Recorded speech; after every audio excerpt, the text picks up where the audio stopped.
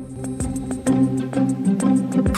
News in 5. News and developments making headlines around the world in 5 minutes. World News in 5. Here on Radyo Pilipinas Worldwide.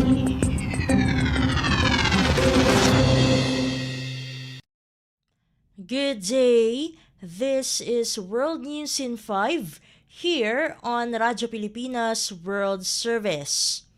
Rescue efforts continue in Taiwan after a 7.4 magnitude earthquake struck the island's eastern coast, killing at least 9 and injuring more than 900. Some 127 people are trapped in collapsed tunnels and on mountainous roads along the rugged coastline.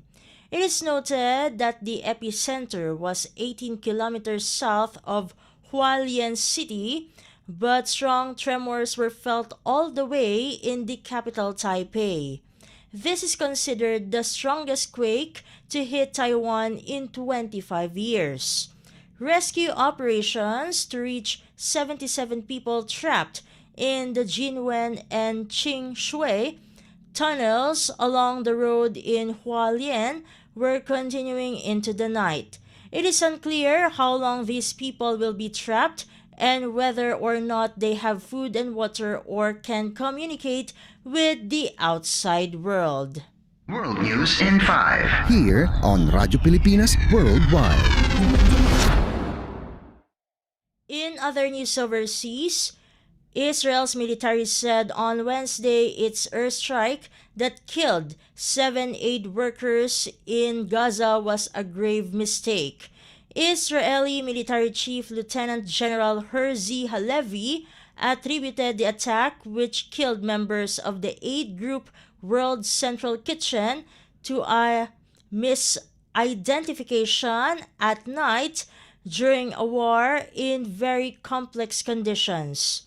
World Central Kitchen founder Jose Andres said in an essay published on Wednesday in the New York Times that Israel carried out a direct attack on clearly marked vehicles whose movements were known by the Israel Defense Forces.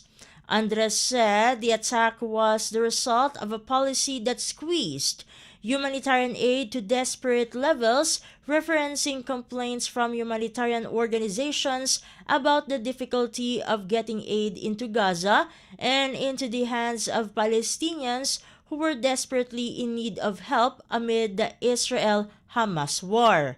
Meanwhile, United States President Joe Biden said late on Tuesday he was outraged and heartbroken by the attack, adding it was not a standalone incident and that Israel has not done enough to protect aid workers trying to deliver desperately needed help to civilians. World News in 5. Here on Radyo Pilipinas Worldwide.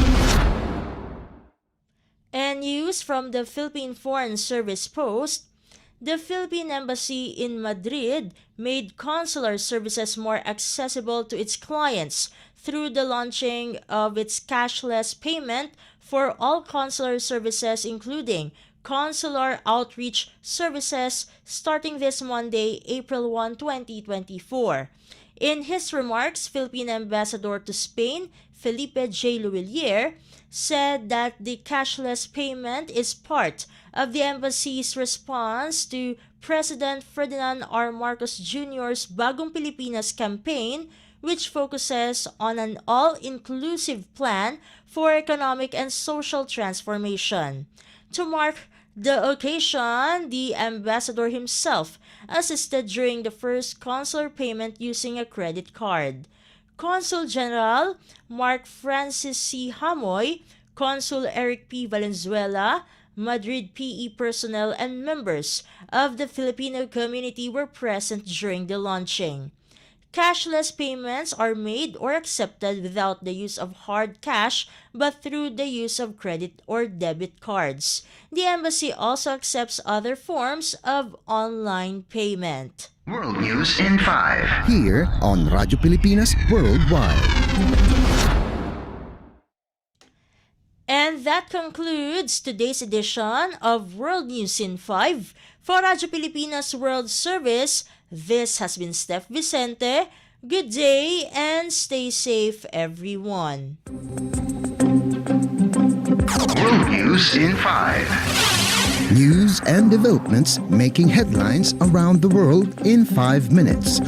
World News in 5. Here on Radyo Pilipinas Worldwide.